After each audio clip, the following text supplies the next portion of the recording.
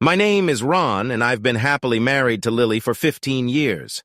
Our family is a huge source of happiness for me, and I can really feel how much my wife loves me. Our marriage has grown in a way that makes me very happy. We're parents to two fantastic daughters in their early teens. Both of us have steady jobs. I work at a security company, and Lily is a voice translator at a film studio. We're healthy and live in a beautiful house in a nice area of the city. Life is great, and I don't think it could be any better. After our younger daughter was born, Lily gained some weight. However, her beautiful blue eyes, which stand out more behind her glasses, she doesn't use contact lenses because they bother her eyes when she reads or does paperwork, make her even more attractive. I'm deeply in love with Lily, and I know she loves me just as much. We have two amazing daughters, a comfortable house, and we don't worry about money. Everything was perfect in my life, but then something bad happened after 15 years of marriage that could change everything and ruin my once perfect and happy life. Lately, Lily began a routine of hanging out with her women colleagues at various bars every other Friday. They rotate among 3 or 4 places they like. She goes out these Fridays to chat and relax after work, as she often tells me. I'm okay with her going out by herself. I get home by 4:30 every day to look after our daughters when she's out with her colleagues. On those nights, I make dinner for the girls and help them with homework, which I really enjoy. She typically gets back by 8, and then we spend the whole weekend together doing fun family activities and eating out with our daughters on Saturday night. But in recent months, she's been getting home later around 10 on these girls' nights, and I've noticed she's had a few drinks. I didn't bring it up because she's still the same affectionate wife she's always been. Every time she returns from those nights out, she has this special smile that makes me want to hug her. I understand that her time with friends is her way to unwind and forget about a tough work week. I convinced myself it was just harmless fun with her colleagues, even if she started coming home later than before. Then, a few weeks ago on a Monday morning, I received an email from someone who signed it as a friend. I almost deleted the message without reading it, but I decided to give it a second thought. The email said they were at the Black Crow last Friday and saw Lily enjoying herself with a group, especially dancing with a man from her group. They attached a picture taken with their cell phone, asking me to examine it closely. This email had already planted doubts in my mind, and I feared what I might find out. Despite knowing Lily danced during these outings, the email mentioned male co-workers, something she never told me. I always thought it was only her female friends, even though she could have been dancing with someone already at the Black Crow, not part of their group. A lump formed in my throat, and I started feeling uneasy about the whole situation. With my reservations, I opened the attachment. The moment the picture appeared, I noticed it wasn't perfectly centered, suggesting the photographer was cautious to avoid being seen. I observed my wife's co-workers, both male and female, sitting at a long table in the background. The picture was somewhat blurry, but I could still make out my wife on the right side of the dance floor. She wore her beige blouse with red flowers and green leaves, along with matching brown slacks, the same outfit from her last girls' night out, so I deduced the picture was taken the previous Friday, when she arrived home later than usual at 10:30, giving me a hug and her usual smile. In the photo, she was on the dance floor with a tall young man, embracing tightly with both arms around his neck. To say I was shocked would be an understatement. I couldn't recall ever dancing like that with Lily or any other girl in public. The man's lower body pressed tightly against her, and it seemed she could feel his hardness rubbing against her. He had to be aroused, as it's impossible not to be in that situation. Strangely, Lily didn't seem bothered. On the contrary, she appeared happy, pushing herself against him as they locked eyes. My wife, the mother of my daughters, was in the arms of a stranger, behaving provocatively in public. I couldn't believe what I saw. She wouldn't dance with me like that in public. Why was she letting a stranger act this way? Or was he truly a stranger? Doubt firmly took hold in my mind and grew fast, beyond my control. Various scenarios of my wife with other men played out, making me feel sick. I rushed to the bathroom where I threw up my breakfast. Lily, my wife, was acting inappropriately in public. Was she having an affair? How could she do this to me and our 2 daughters? Many questions flooded my mind. Who was that man? Did they work together? How long had this been happening? Why was she involved with him? Update. For the next 30 minutes, I stayed in my office bathroom trying to clear my thoughts. Gradually, new emotions started emerging: disappointment, sadness, and anger, followed by a strong desire for revenge. A range of intense emotions took over me, creating a whirlwind of reactions. I felt the urge to kick Lily, to hug her and ask her to stop, or even consider divorcing her. A moment later, I'd think of forgiving her and giving her another chance. As I sat on the toilet, I thought I was losing my mind. Eventually, I regained control, deciding to do nothing but wait and watch Lily before taking any action. Making emotionally influenced decisions without knowing the full truth wouldn't make sense. I needed to wait and not tell her about what I already knew. Simultaneously, I was determined to get to the bottom of it all one way or another. I had to get solid proof of what was going on. Was she cheating on me, or was she just having exaggerated fun? However, I already knew she had lied by omitting the whole truth about her evenings out with the girls. Her movie studio was only a couple of blocks away from my workplace. Since I was often on the road for work, checking on Lily was easy. The next day, at 11:30, I parked at the end of her workplace's parking lot. Having relatively safe with tinted windows, I watched the exit door until 1 o'clock, but she never came out. I repeated this for the rest of the week, and on Friday at 12:15, I saw Lily and 3 others, a woman and 2 men, get into a black BMW. Lily sat in front next to the driver, and they drove away. Naturally, I followed them.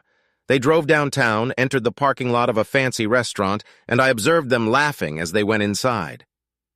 Parked in front of the restaurant, I stayed in my car until they came out at 2. Lily walked next to the tall, light-haired man, the driver, the same man she had been dancing with in the photo I already had. She seemed very cheerful and excited, touching his arms as they talked. This, more than anything else, angered me. They drove back to her workplace and all went inside. So far, Lily hadn't done anything wrong except for not mentioning to me that she sometimes went out to eat with both male and female co-workers. More importantly, the 4 of them at lunch acted as if they were 2 couples, not friends or co-workers, and that bothered me the most. That Friday, Lily didn't go out with the girls after work and got home at 5:15, cheerful and smiling as usual. It took a lot of willpower to control myself and not bombard her with questions. However, I asked her once while quietly sitting in front of the television after supper if she had a good day at work, and then I inquired about her lunch. For a few seconds, I noticed she didn't know exactly what to say, but soon enough, she told me she ate the tuna sandwich she had prepared before leaving for work in the morning. Calling her a liar and maybe a cheater, I told myself Lily was looking at me with those big blue eyes that I loved so much as she told that blatant lie. Although my anger was building, I still felt an urge to reach out and hug her. Of course, being in love with someone does that. I knew I had to control myself or risk doing something I might regret afterward. Instead of asking her more questions, I decided to change the subject and talk about my day at work, trying to act as I usually did every weekend. Lily probably didn't realize we were facing a significant issue. Later that night, we were closeness twice, and she behaved like the affectionate wife she always had been on Saturday.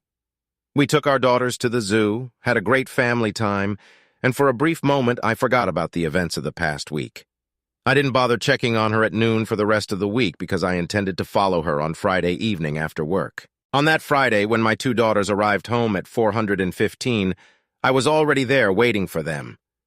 After ordering pizza, I explained that I had to go to the office and would be home later in the evening. They were old enough to take care of themselves, and it didn't bother me to leave them alone in the house as long as they locked the door. I knew they would be in their room by the time I returned. At exactly 5, I got into my car and drove to Lily's workplace. I observed her getting into her car, and as she left the parking lot, she turned away from our home, heading to a pub for her evening out with the girls. I had no trouble following her, as there was a convoy of 6 cars between my SUV and her Toyota, all driving in the same direction towards a pub, watering hole, or a dance hall, whatever you want to call it. 10 minutes later, I saw Lily's Toyota and the other 6 cars entering the parking lot next to a combination bar restaurant called the Glass Shoe. I stayed in my car, parked at the other end when everyone was inside. I got out, walked around the place to learn more about where she was going. The pub was relatively distant from other buildings, surrounded by parking spaces. 2 sides bordered streets, and the other 2 were defined by a well-trimmed, 5-foot-high cedar hedge, in front of which were parking spaces. I noticed the black BMW from the convoy, which Lily had gotten into for the restaurant the previous Friday. It was now parked separately in front of the cedar hedge, away from the other cars. I observed separate sets of doors, one for the restaurant and another for the bar. They were fire doors at the back for both, but those were for emergencies only. Other entrance on the other side, where most cars were parked, also led to the bar. However, Lily's group had entered through the door for the restaurant part of the building. I returned to my car and began changing into clothes I had brought for the occasion. I wore a baseball cap and a black windbreaker. Then I added a pair of glasses to my disguise. Then, to change my facial features somewhat, I inserted a protective denture into my mouth, rather to those worn by boxers. I knew I would have a hard time talking and drinking with this, but I didn't care since it was not my intention to get into a discussion or get drunk. Looking in the rearview mirror, I knew that no one would recognize me. I waited another hour in my car before entering the bar. The group, including my wife, was seated together near the dance floor, drinking and having fun. Seeing Lily sitting close to the same guy she had gone to eat with the previous Friday saddened and disappointed me. I suspected that something might be going on between them. I picked a table at the back, far from them, to quietly observe. The section where I sat was dimmer. There were a couple of lonely souls, like me, drowning their sorrows. I knew no one would pay attention to me there. Soon the music started, and people moved to the dance floor. I noticed Lily dancing with the guy who sat next to her. The other three guys at their table had weird smiles, watching them dance. It was clear Lily and that guy were a couple, catching everyone's attention. After a couple of hours, only Lily, another girl, and two men remained. The rest had left. Both couples were on the dance floor, and my wife had her arms around the guy. It was evident they were lovers. He had his hands on Lily's waist, and they barely moved on the dance floor, just standing and rubbing against each other. Then I saw him kiss her and say something in her ear. I watched her nod, and they left the building holding hands. I followed them. It was already quite dark outside. I saw them walk hand in hand to his car, parked in the last row of the parking lot near the cedar hedge. He knew they wouldn't be bothered there with no other cars nearby and the hedge at the back. What were they planning? How far would Lily let it go? I needed to find out. Carefully, I walked to the other end of the parking lot and then toward the cedar hedge. Staying close to the 5-foot-high hedge, I walked toward their car, hiding behind parked cars. Soon I stood by the back of his BMW. At first, I saw no one inside due to the darkness.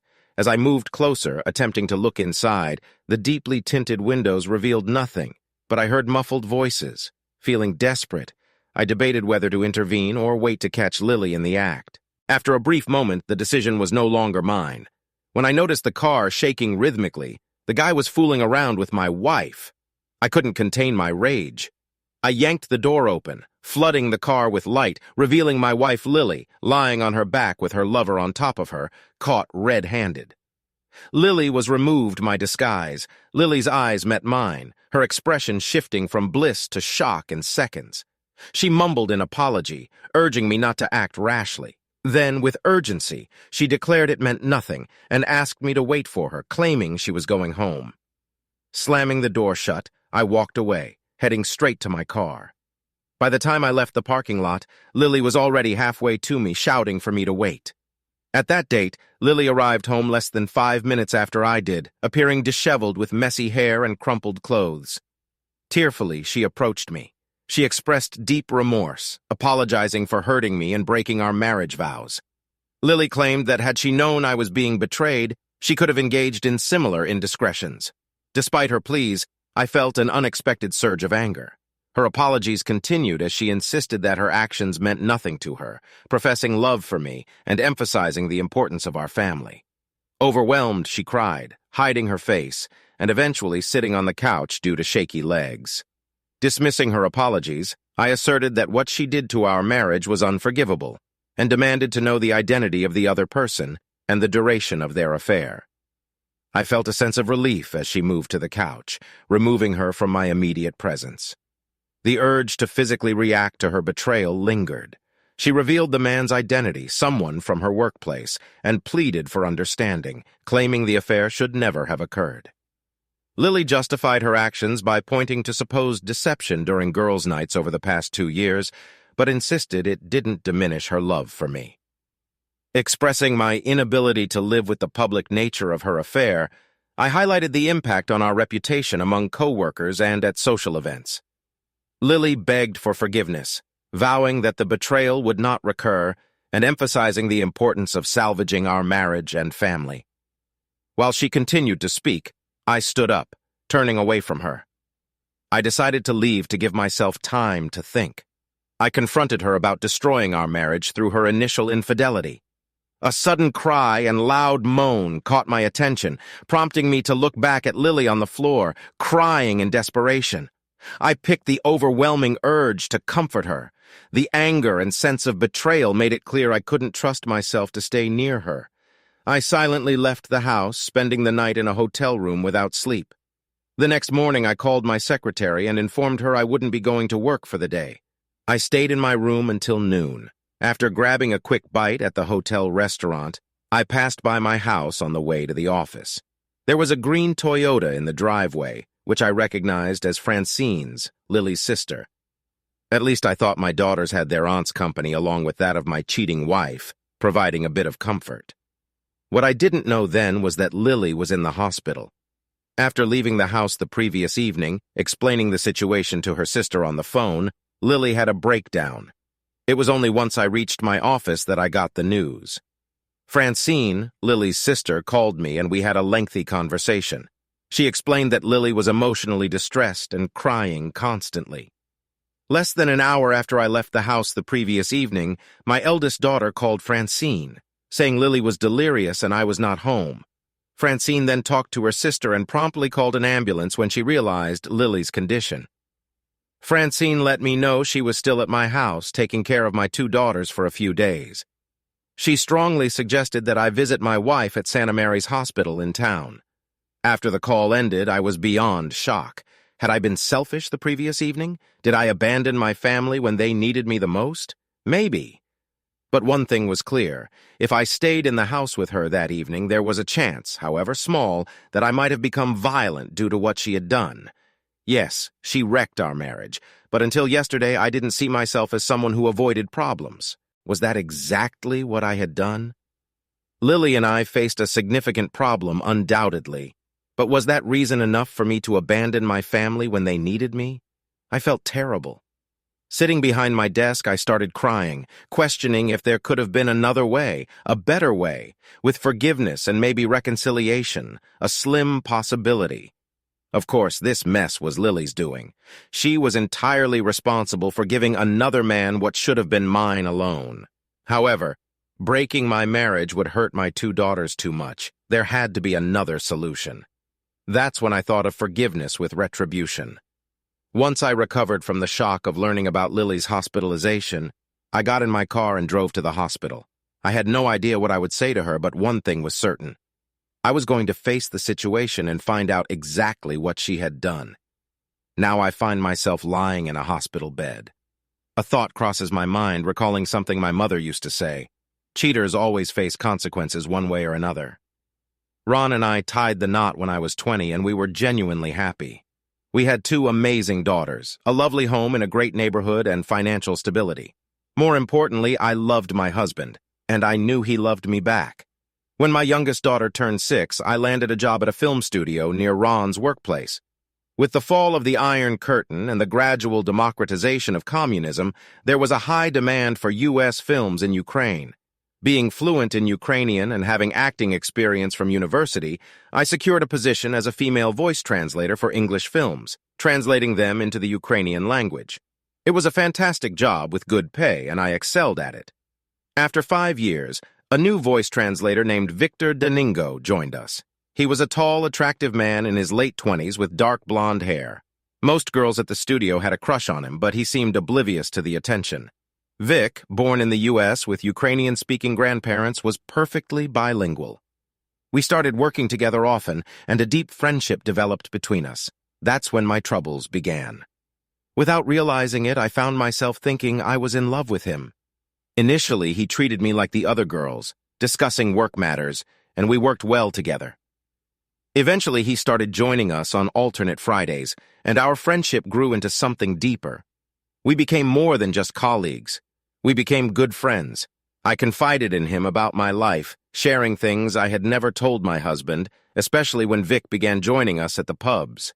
My first mistake was not telling Ron that our girls' night out was now mixed. I enjoyed Vic's company and didn't want to share his attention with my husband on those nights. Our friendship turned into something deeper, and we found ourselves dancing together frequently. I didn't realize how far things had gone until one evening, while dancing to a slow song, he kissed me passionately.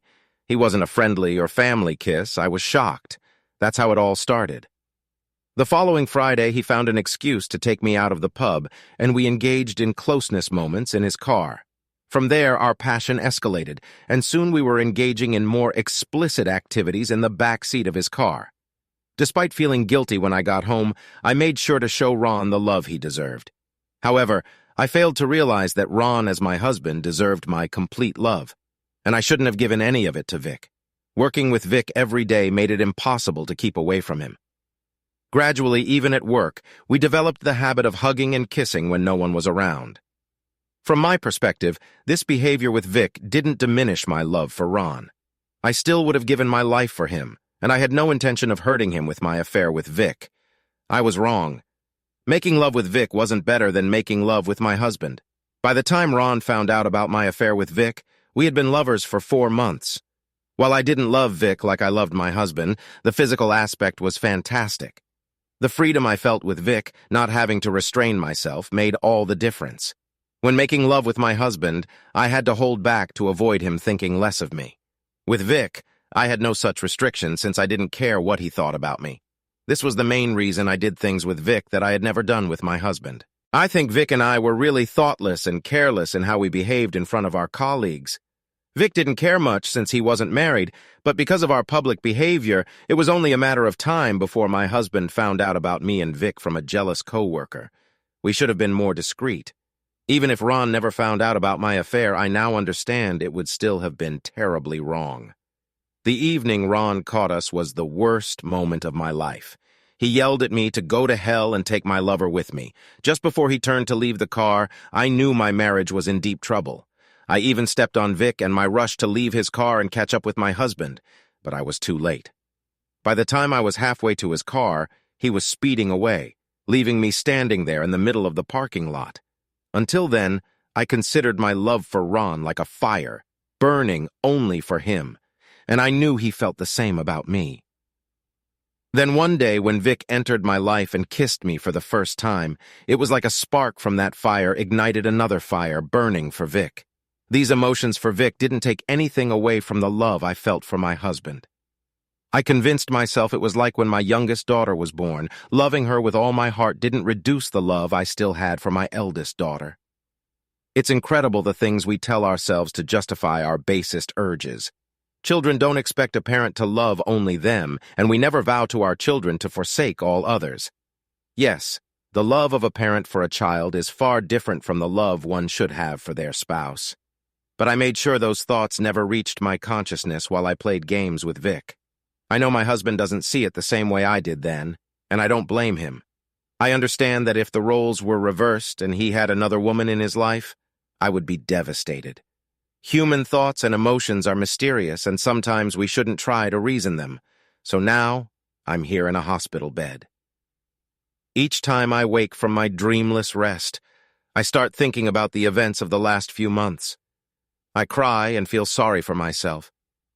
Then the nurse injects me again with something, and I sleep once more. A wonderful sleep that allows me to forget everything. I wish I could never wake up again and find peace with myself. But each time, just before I pass out, I see a picture of Ron and me on our wedding day. Oh, God help me. My children, my husband, I can't leave them. I must fight the urge to hide on the other side. Life is a never-ending combat. My father once told me, if you stop fighting, then you had no right to be living in the first place. I am alive. Ron and my daughters are alive, and I will live also. After all, they are the loves of my life. Yes, I will fight for my husband and my family. To me, Vic is just dirt now. He had absolutely no right to be in my life in the first place. If Ron allows me, I will be once again and for the rest of my life, the faithful wife I used to be. When I wake up, how long in the future? I don't know, but I will come back into my family's world. Of that, I am certain. When I do, the first thing I hope to see is my husband standing there in front of me, so that I can start the difficult task of making it up to him. I don't know how many days I have to stay here in the hospital bed, but I beg everyone to pray for Ron and our daughters.